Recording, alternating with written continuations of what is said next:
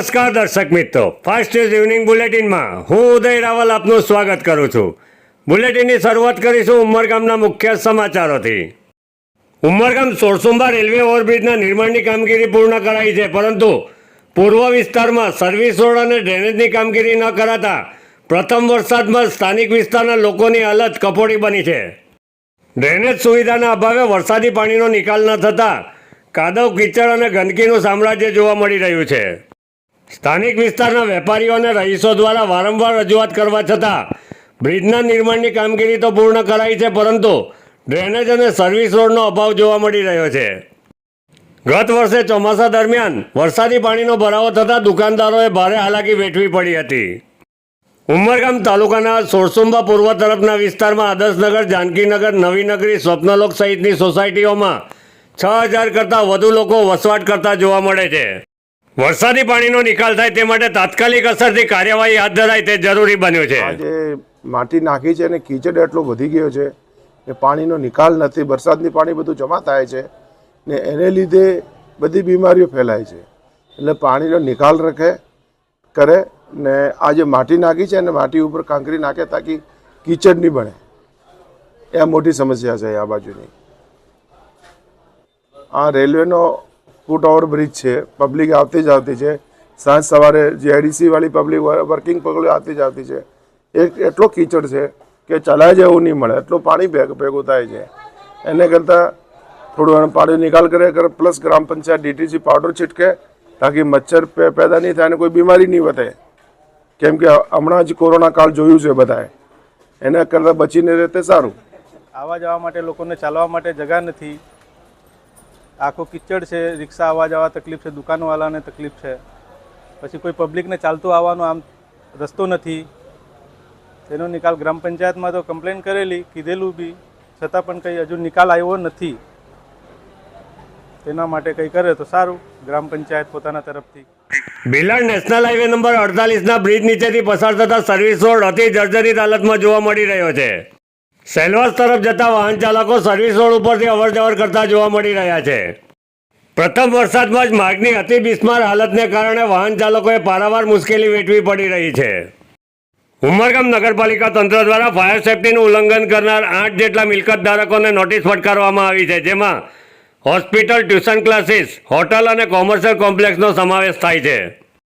રાજકોટની ઘટના બાદ રાજ્ય સરકારના નિર્દેશને ધ્યાને લઈ ઉમરગામ નગરપાલિકા તંત્ર દ્વારા ફાયર સેફટીના નિયમો અંગે સ્થળ મુલાકાત કરી કાર્યવાહી કરવામાં આવી રહી છે. નારગોલ ગ્રામ પંચાયત દ્વારા 12 ફૂટ ઊંચા ટાવર ક્લોકની સુવિધા ટૂંક સમયમાં બહાલ કરાશે. ટાવર ક્લોકમાં ઘડિયાળ ઉપરાંત આરો વોટર, સીસીટીવી કેમેરા અને નોટિસ બોર્ડ વગેરે જેવી સુવિધાઓ ઉપલબ્ધ કરાવાશે. Aakash educational service limited Vapi બ્રાન્ચમાં ટ્યુશન મેળવતા અને વલસાડ જિલ્લાના ઉમરગામ તાલુકાના એસએસવી જ્ઞાન કેન્દ્ર શાળામાં અભ્યાસ કરતા વાપીના મિહિર કાપસે ઝી એડવાન્સમાં 715 અને કેટેગરી રેન્ક SC B મેળવી વલસાડ જિલ્લાને ગૌરવ પ્રદાન કર્યું છે. मेरा नाम प्रभाकर है, मैं senior assistant director in Akash institute Vapi. आज हम लोग जेईई एडवांस 2024 का रिजल्ट आया है, उसके बारे में आज हमारा प्रेस कॉन्फ्रेंस हो रहा है. और वापी सिटी से हमारा बच्चा Mihir Kapse 715 rank JEE advance में लेके आया और यहाँ पे टोटल 13 बच्चे क्वालिफाई हो गए फ्रॉम द जेईई एडवांस. और इस साल बहुत कट ऑफ ऊपर गया था और बहुत ज़्यादा मार्क्स लेने के बाद भी बच्चे को ज़्यादा कट ऑफ नहीं मिलता, लेकिन हमारे बच्चे अच्छे परफॉर्म किया था, उनको अच्छे रैंक्स मिला, अच्छे कॉलेज मिलने वाला है आजकल.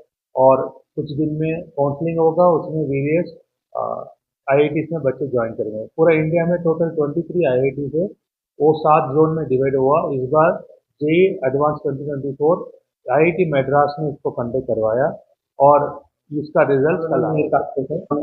तो આકાશી જ્ઞાન કેન્દ્ર જે ઉમરગામ છે ત્યાં ભણતો હતો. તો વાપીમાં રહું છું અને મેં આકાશ ઇન્સ્ટિટ્યૂટના સાથે રહીને કેડબલ્યુ એડવાન્સ 2024 માટે તૈયારી કરી હતી. તો મેં મારી રેન્ક 715 છે કેડબલ્યુ એડવાન્સ 2024માં. અને હું આખું છે મારા પેરેન્ટ્સ, ટીચર્સ અને મારા બધા ફ્રેન્ડ્સ જે લોકો બધા મને સપોર્ટ કરે.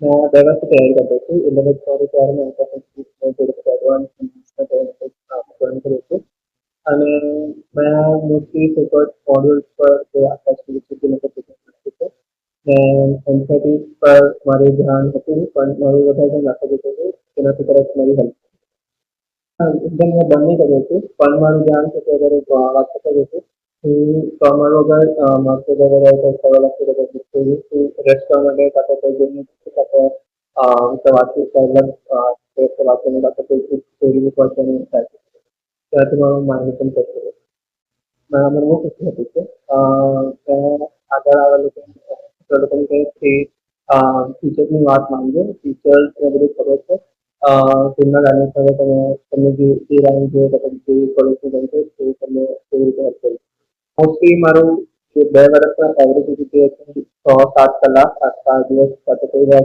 8-10 કલાક બી જાય હતા કોઈ દિવસ અગર બતાવીને 5 ફાસ્ટ ન્યૂઝ ઇવનિંગ બુલેટિનમાં આજે બસ આટલું જ. આવતીકાલે ફરી મળીશું. નમસ્કાર.